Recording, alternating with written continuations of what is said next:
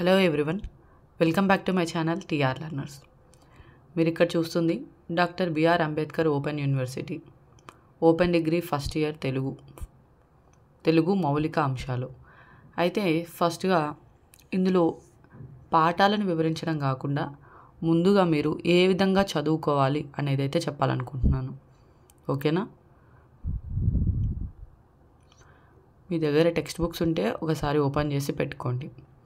ఇక్కడ చూడండి, ఖండాలు భాగాల క్రమం అని చెప్పేసి ఇచ్చారు. పదస్వరూపం మొదటి ఖండంలో 2 భాగాలు, రెండవ ఖండంలో 2 భాగాలు, మూడవ ఖండంలో కూడా 2 భాగాలు, మొత్తం 6 భాగాలు ఇక్కడ మనకి కనపడుతున్నాయి. అవునా? మొదటిది వచ్చేసి పదాలు ఏర్పడే పద్ధతి, రెండవది లింగ వచన కాలిక రూపాలు, మూడవది తెలుగు ఇతర భాషలతో సంబంధాలు, నాలుగవది పదాలు అర్థభేదాలు, ఐదవది సంధి, ఆరవది సమాసం. అయితే ఇవన్నీ కూడా మనం చిన్నప్పటి నుంచి, అంటే 6th క్లాస్ నుంచి అయినా సరే వింటూ ఉన్నవే. అవునా? తెలుగు మీడియం చదివిన వాళ్ళకైతే అన్నీ ఫస్ట్ నుంచి కూడా తెలిసే ఉంటాయి. ఇప్పుడు మరి డిగ్రీలో కొత్తగా మళ్ళీ ఎందుకు ఇవన్నీ ఉన్నాయి, అసలు వీటికే ఎందుకు మనకి ఒక సబ్జెక్ట్ మొత్తం ఇచ్చారని చెప్పేసి అంటే, జస్ట్ మనం అక్కడ ఏంటంటే లింగాలు అంటే స్త్రీలింగం పుల్లింగం అని చెప్పేసి అవి 2 మాత్రమే నేర్చుకుంటాం అన్నమాట. వచనాలు అంటే కూడా అంతే, ఏకవచనం బహువచనం అని చెప్పేసి. కానీ అసలు అవి ఎందుకు వచ్చినాయి, ఎలా వచ్చినాయి, ఓకేనా, అవి ఎట్లా ఏర్పడ్డాయి, అవన్నీ తెలుసుకోవడానికే మనకి ఇప్పుడు ఈ పుస్తకంలో ఈ సబ్జెక్ట్ అనేది ఇచ్చారు. అయితే ఇక్కడ చూడండి, పదాలు ఏర్పడే పద్ధతి మొదటి భాగంలో మనకి ఫస్ట్ నేర్చుకునేది ఏంటంటే పదాలు ఏర్పడే పద్ధతి. దీంట్లో ఎప్పుడైనా సరే మీరు చెప్పాను కదా ఎట్లా నేర్చుకోవాలో చెప్తానని. ఫస్ట్ ఇక్కడ చూడండి, విషయక్రమం ఉంది కదా, ఆ విషయక్రమంలో ఏముందో ఒకసారి మీరు ఫస్ట్ ప్రతి పాఠంలో కూడా ఒక పాఠం స్టార్ట్ చేసేటప్పుడు ఆ విషయక్రమంలో ఏమేమి ఉన్నాయి అనేది ఒకసారి చూడాలి. ఓకేనా? ఇక్కడ ఏముంది, ఉద్దేశం, ప్రతి పాఠానికి ఉద్దేశం ఉంటుంది. ప్రవేశిక కూడా ప్రతి పాఠానికి ఉంటుంది. ఆ తర్వాత మనం పాఠంలో ఏం నేర్చుకోబోతున్నాం, పదం యొక్క నిర్వచనం నేర్చుకోబోతున్నాం. తర్వాత దానికి సంబంధించి ఒక అభ్యాసం, తర్వాత పదాలు ఏర్పడే పద్ధతిని పొందే మార్పుల్ని తెలుసుకోబోతున్నాం. దాంట్లో పదాలు ఏ విధంగా ఏర్పడతాయి, ఏమేం పద్ధతులు ఉన్నాయంట, ప్రత్యయాలు, లింగము, వచనము, విభక్తి, క్రియారూపాలు. ఓకేనా? పదాలు వీటి వల్ల ఏర్పడటము, అలాగే పదాలలో వచ్చే మార్పులు జరుగుతాయని చెప్పేసి మనం తెలుసుకోబోతున్నాం. దాని గురించి మనం ఏం నేర్చుకున్నామో తెలుసుకోవడానికి అభ్యాసం 2. తర్వాత చూడండి, పదకల్పనలో కొన్ని పద్ధతులు, పదాలను కల్పించడంలో కొన్ని పద్ధతులు ఏంటి, నిష్పన్న రూపాలు, సమాస పదం, తద్దిత పదం, కృదంత పదం, ఇట్లా మనకి చూపించారు. వీటిలో మనకి తెలిసింది ఒకటే ఉంది, ఏంటది, సమాస పదం. అవునా? తర్వాతది పదకల్పనలో మరో పద్ధతి అని చెప్పేసి ఇచ్చి అరువు తెచ్చుకున్న పదాలు, వ్యతిరేక పదాల కల్పన అన్నారు. ఇక్కడ అరువు తెచ్చుకున్న పదాలు అని చెప్పేసి మీకు తెలియకపోవచ్చు, కానీ నేను చెప్తున్నాను. అరువు తెచ్చుకున్న పదాలు అంటే మనం వేరే భాషల్లోంచి తీసుకొచ్చుకున్న పదాలు అనమాట. ఇప్పుడు మనం మాట్లాడుతూ ఉన్నాం, కానీ మనం మొత్తం మాట్లాడేది తెలుగు కాదు. దీంట్లో ఇంగ్లీష్ మాటలు కలిపేస్తూ ఉంటాం. అవునా? అట్లాగే హిందీ మాటలు కలిపేస్తూ ఉంటాం. తెలంగాణలో అయితే మనకి ఎక్కువగా హిందీ పదాలని తెలుగులో కలిపేసి ఎక్కువగా వాడుతూ ఉంటాం అనమాట, ఇంగ్లీష్ పదాల కన్నా. ఇంగ్లీష్ అనేది ఈ మధ్య వచ్చింది, కానీ తెలంగాణ భాషలో ఎక్కువ పదాలు మనకి ఉర్దూ భాష. ఎందుకంటే అప్పట్లో ఎక్కువ నిజాంలు పరిపాలించారు కాబట్టి ఆ ఉర్దూ, హిందీ భాషల్లోంచి ఎక్కువ పదాలు అయితే మనకి కలిసి ఉంటాయి. అలాంటి పదాలని అరువు తెచ్చుకున్న పదాలు అంటారు. ఓకేనా? తర్వాత చూస్తే వ్యతిరేక పదాల కల్పన.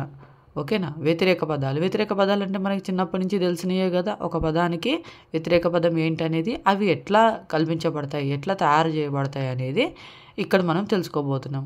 అవి తెలుసుకున్న తర్వాత వాటి నుంచి మనకు కొన్ని అభ్యాసాలు అన్నమాట. తర్వాత చూడండి, అన్నిటికన్నా ముఖ్యమైనది నేను చెప్పబోయింది ఇదే, ముఖ్య విషయాలు గుర్తించుకుందాం. ఓకేనా? ముఖ్య విషయాలు ప్రతి పాఠంలో కూడా ముఖ్యమైన విషయాలు గుర్తించుకుందాం అని చెప్పేసి ఇంపార్టెంట్ పాయింట్స్ అయితే అక్కడ మనకి ఇస్తూ ఉంటారు. ఓకేనా? అప్పుడు మీరు చేయాల్సింది ఏంటంటే, ప్రతి పాఠంలో ఫస్ట్ నేను చెప్పినప్పుడు ఈ పైన విషయక్రమంలో ఏమేమి ఉన్నాయో ఇవన్నీ చదివిన తర్వాత పాఠం చదవక ముందే, అంటే పాఠాన్ని మీరు స్టార్ట్ చేయకముందే మీరు డైరెక్ట్గా ముఖ్య విషయాల దగ్గరికి వెళ్ళిపోవాలి. ఓకేనా? చూడండి, డైరెక్ట్గా మనం ఇదిగోండి ముఖ్య విషయాలు గుర్తించుకుందాం దగ్గరకు వచ్చేసి ఇవన్నీ ఫస్ట్ చదవాలి. అక్షరం అంటే అర్థభేదక సామర్థ్యం కలిగినది. అక్షరం అంటే ఏంటి, అర్థాల యొక్క అర్థవేదక సామర్థ్యం కలిగిన దాన్నే అక్షరం అంటామని చెప్పి ఇక్కడ చెప్తున్నారు. నామ ప్రత్యయాలు క్రియా ప్రత్యయాలు చివర ఉన్నవి పదాలు. నామ ప్రత్యయాలు క్రియా ప్రత్యయాలు చివర ఉన్నవి పదాలు. పద నిర్మాణంలో ఉపసర్గ ప్రత్యయాలు పనికి వస్తాయి. మూల రూపాన్ని మార్చుకునే అవకాశం ప్రతి లిఖిత భాషకు ఉంటుంది. ఈ చేర్పులు మూల రూపమైన పదం చివర జరిగితే దాన్ని ప్రత్యయం అంటారు. పదం ముందు జరిగితే ఉపసర్గ అంటారు. ఓకేనా? మూల పదాన్ని మార్చుకునే అవకాశం ప్రతి లిఖిత భాషలో కూడా ఉంటుందంట. లిఖిత భాష అని ఇక్కడ ఎందుకు చెప్తున్నారు?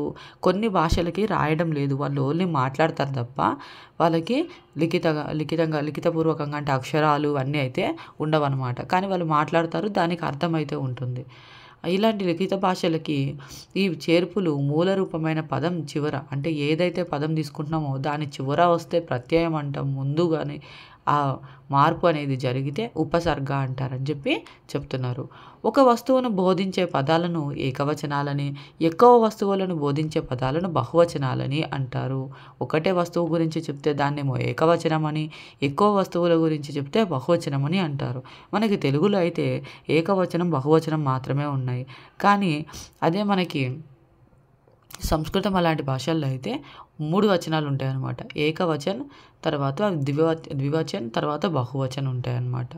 అలాగే ఒక వాక్యంలో ఉన్న పదాలన్నిటికీ ఒకదానితో మరొక దానికి సంబంధం ఉంటుంది.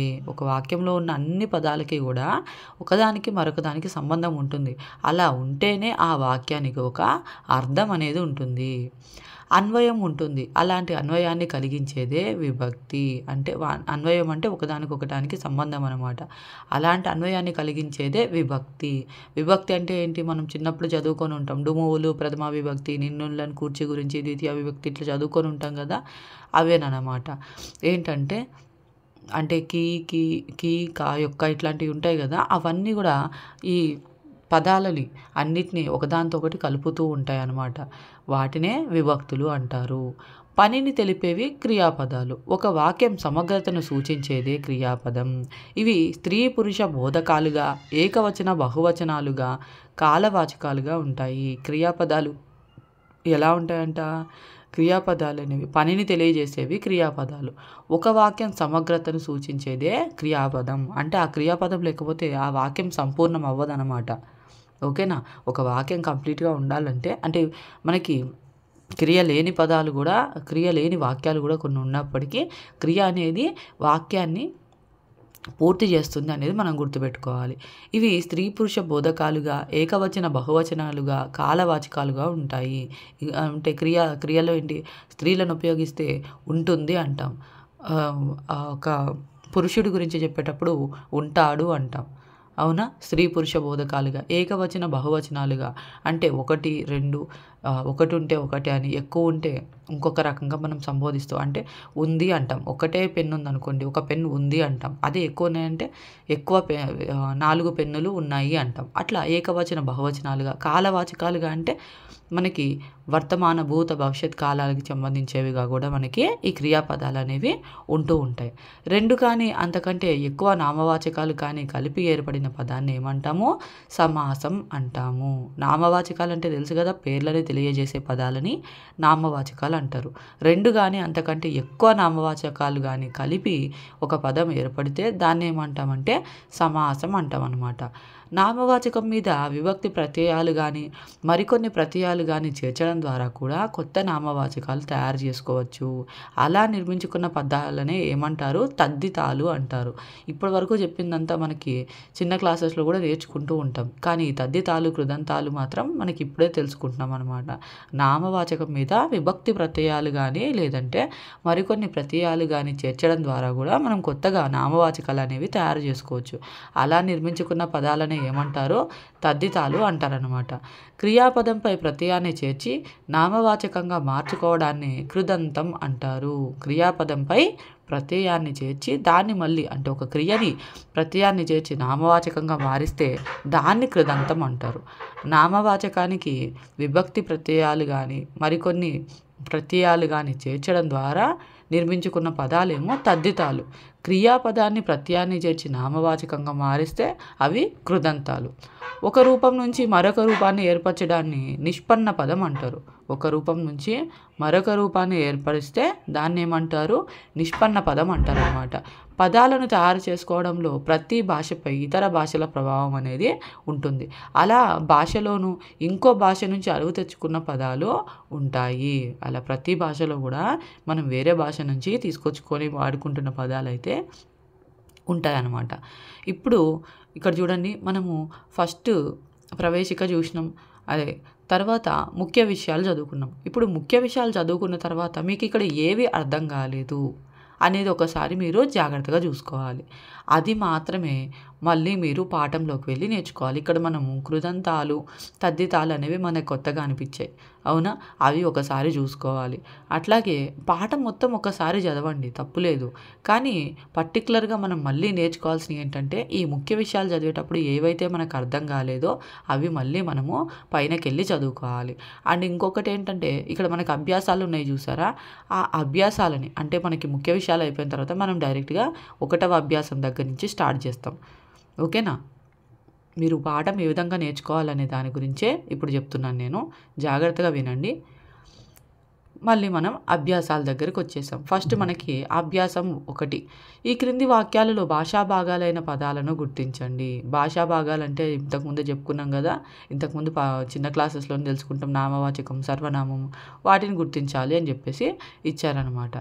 తర్వాత భాషా భాగాలంటే భాషా భాగాలు ఏవి అని చెప్పేసి 2వ ప్రశ్న ఇచ్చారు. ఈ 2 ప్రశ్నలకి మనకి సమాధానాలు తెలుసు ఆల్రెడీ. నెక్స్ట్ పద నిర్మాణంలో విభక్తి ప్రత్యయాల పాత్రను గురించి రాయండి.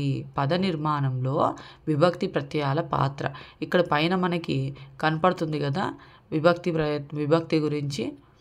ఓకేనా? దాన్ని చదివితే మీకు దాని ఆన్సర్ దొరుకుతుంది. లేదంటే మనకి పాఠం అయిపోయిన తర్వాత కూడా వాటి ఆన్సర్స్ ఇస్తారనమాట. తర్వాత క్రింది అంశాలను సరైన వాటితో జతపరచండి. చతుర్థి విభక్తి కొరకు దొరసాని స్త్రీలింగం మంచి గుణవాచకం ఇట్లా. తర్వాత అభ్యాసం 3 సమాస తద్దిత కృదంతాలను వివరించండి. అభ్యాసం 4 ఆదాన పదాల రూప సంబంధాన్ని వివరించండి.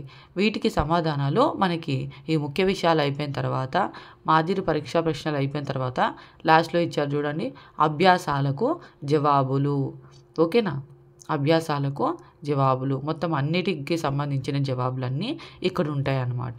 మీరు ఇవి చదువుకున్నా సరిపోతుంది. అండ్ ఇంకొకటి మీరు చేయాల్సిన పని ఏంటంటే మనకు అభ్యాసాలలో ఇచ్చిన ప్రశ్నలు మాదిరి పరీక్షా ప్రశ్నల్లో ఏమన్నా ఉన్నాయా అని చూడాలి. ఫస్ట్ చూడండి, పదాన్ని నిర్వచించి వాక్యంలో పదాలు పొందే మార్పులు వివరించండి.